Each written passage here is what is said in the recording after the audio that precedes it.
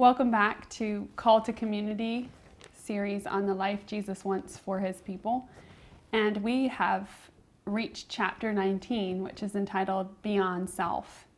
And this chapter aligns with what we've been discussing last week and the week before, and kind of makes us think more about the connection between people within community, and then also the self-sacrifice that it takes to sustain community.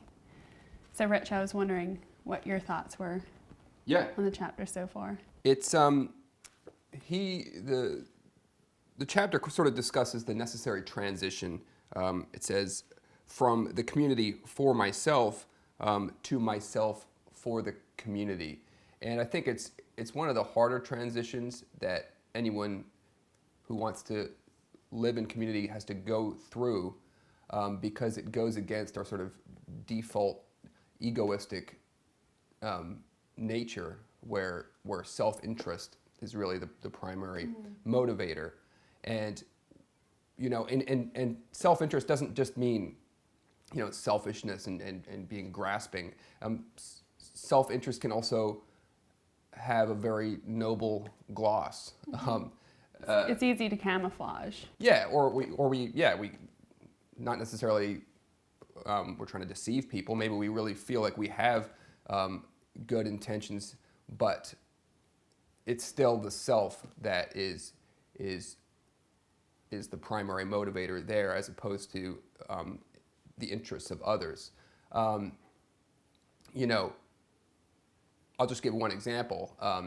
As a young person, I was in the medical profession. I was a nurse, and I really thought that going and caring for the poor would be, a wonderful life calling. And it sort of, through the help of people who I talked with, they basically said, do you really have the interests of the poor at heart, or is it more that you see yourself as some sort of, savior, some sort of, and it was a hard recognition to come to, but I think a really necessary one, and it's definitely something I've thought about as I've continued on the path here in community, that it really takes work to really live for others. Mm-hmm. And to care about others. And in this chapter, it also talks about how we start caring for people, and it seems that will just be easy and come naturally to us. But there are some people that will just drive us up the wall and bring frustration and just make it difficult to live out each day with care and empathy for people at heart.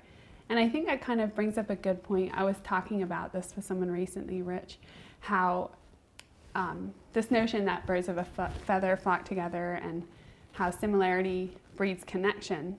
So we're surrounded by like these stronger links, and we think that's a good thing, where actually that's not a good thing. There's actually a weakness there that we may not perceive right away. But if we try to put in the work to connect with people who aren't similar to us and don't share similar viewpoints. I mean, obviously in community you have to agree on the fundamentals, but otherwise, like anything's fair game. If we actually take the time to have conversations and get those fresh perspectives that we may not have ever considered before, that there's actually a strength in that builds community and does not cause destruction. It's actually a healthy and good thing. So it's kind of separating your frustrations or annoyances, like we talked about in the last chapter, and embracing that actually can contribute to a beautiful and healthy community environment.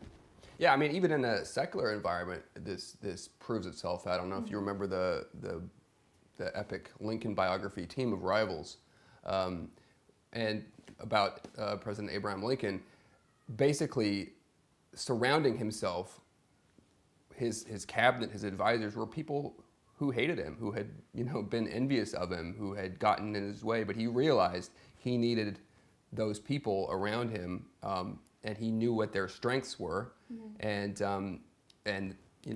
was the transformative president that he was. Now that's a secular thing, but it's really also true in community. If you just are hanging out with people who will stroke your feathers and make you feel good about yourself, you're not going to grow. You're not going to move forward. You're not going to ask more of yourself. It's really necessary, and that's the lovely part in community life, is that you can choose your friends, you can't choose your brothers and sisters, whether they're your biological brothers and sisters or in our case, the people we've committed our lives to. I totally agree with that, and it's part of looking beyond yourself. I mean, as a chapter outlines. Yeah. I think one thing we should touch on. So Bruderhof, when we take our lifetime vows of membership, there are three, sort of basic monastic vows that we take. So poverty, we vow to live, free from possessions and owning anything. Chastity, we vow to live lives of, in committed relationships, and obedience.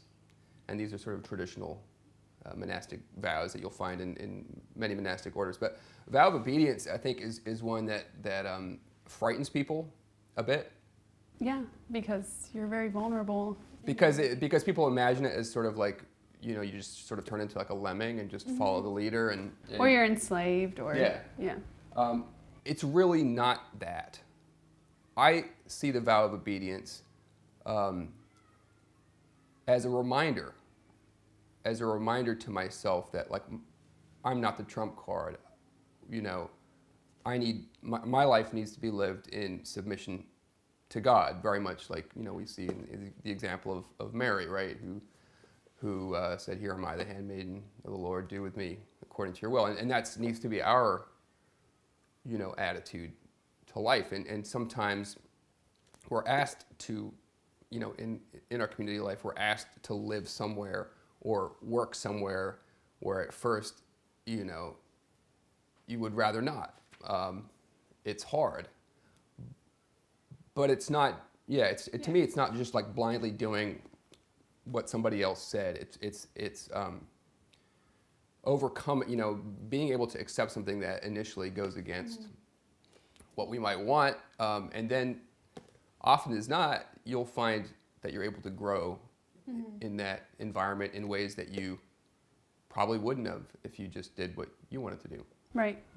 I think, it stems back to Jesus' teachings and commands. There was a lot of times the disciples, given the option, would not have respected or listened to what Jesus was saying, but they knew they had that trust. I think trust is a big part of obedience. If you don't trust, then you can't be obedient. Yeah. So that example of just dropping your nets, following Jesus, and then all the chain reactions from that, I think that is where the vow of obedience also is derived. And like to Rich's point about being in such situations or positions you'd never imagine yourself in, if that was given as an option, your natural inclination would be to decline or reject that. But then there's so many things you can reflect on, places that we all have worked. Like, for example, for me, I worked for a year at a high school in Germany, and I wasn't too keen on it at first, but I can't imagine where I would have ended up had I not taken that and been so blessed and enriched by that and the connections and relationships I made there. So there's so many examples of what we naturally wouldn't choose to do, but how it's just been the best blessing ever. Yeah. Well, and paradoxically, there is a great freedom that comes when you stop having to worry about, like, what am I doing? Where am I? What's the next step in my career? How am I going to advance myself? Or you just let go of that, and that's I'll work where I'm asked to work for the good of the community. I'm going to do the best job I can at that job. When that that assignment runs out, or I'm needed somewhere else, or someone else would do a better job than I'm doing, just move right along to the next thing. And you can then focus on the things that actually make life worth living, which is the relationships to whoever you happen to be working or living with. The work you do, it needs to be done. We need to do the work, but it's not defining. It doesn't actually add up to much. Yeah. Your legacy is the relationships that you have with people around you. Mm-hmm. And I think actually everyone knows that intuitively, but getting to the place where you prioritize that can be very hard. And also this kind of ties into what I was thinking about the other day when we were all sitting in a worship service with the whole community here, and it's like 350 people, would you say, or maybe a bit less. But I was thinking how amazing and unique it was that just looking around at the sea of faces, I knew everyone in a different capacity, and that's because we just like work together and do different things together that you normally wouldn't do in any other setting. So that's the power of it and the beauty of it. Yeah, there's a lot to think about with this topic of getting beyond yourself. But it's really all there in the gospel. Yes. These are the things that Jesus teaches. Deny yourself, take up your cross and follow me. Those are actually like really liberating words. Well, thanks for watching along with us, and any questions or comments, please drop them below, and we'll talk next week, chapter 20.